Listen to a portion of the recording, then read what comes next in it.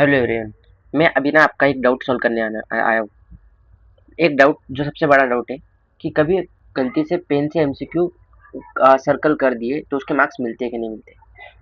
तो ये देखो सामने जो कॉपी है, इसको तुम देख सकते हो कि आज जो मतलब आसपास में जितने भी डॉट्स किए सारे पेन से किए। और ये इनकम टैक्स पेपर का मार्कशीट आरटीआई का कॉपी, जो उसका ना एमसीक्यू मार्क्स दिखाए गए। तो ये बच्चे ने क्या किया था, पेन से करके आ गया एग्जाम के अंदर और इससे मार्क्स देखो।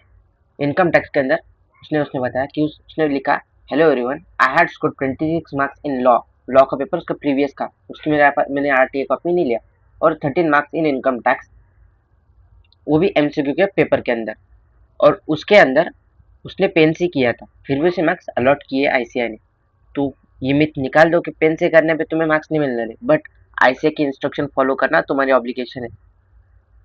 आईसीआई कर दे रहा है, तुम्हारी गलती समझता है आईसीआई, पर ऐसा नहीं कि तुमने ऑबे नहीं करना चाहिए। और मेन मतलब पेन का क्या कैसा है कि कभी तुम्हें लगता है कि एमसीक्यू गलत हो चुका है, तो तुम इसे इरेज कर करके सही कर सकते हो। इसलिए आईसीआई एचबी पेंसिल प्रेफर करता है। बाकी की जो पेंसिल्स होती है ना, वो अपना क्या बोलते हैं, इम्प्रेशन वो पीछे छोड़ के चल जाती है, तो उसके वजह से प्रॉब्लम आता है। मतलब तुम इरेज करके वापस दूसरा एमसीक्यू ऑप्शन चूज नहीं कर सकते, बट एचबी पेंसिल के केस में तुम कर सकते हो।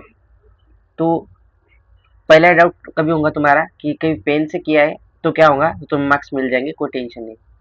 एचबी पेंसिल ही करनी है, प्रेफर करो एचबी पेंसिल ही करनी है, क्योंकि तुम्हें कभी ऐसा एग्जाम में होता है कि एमसीक्यू चेंज करने का मूड हो जाता है, कि ऐसा लगता है कि नहीं ये गलत कर दिया है, इसे चेंज करके मैं दूसरा कर लेता हूँ।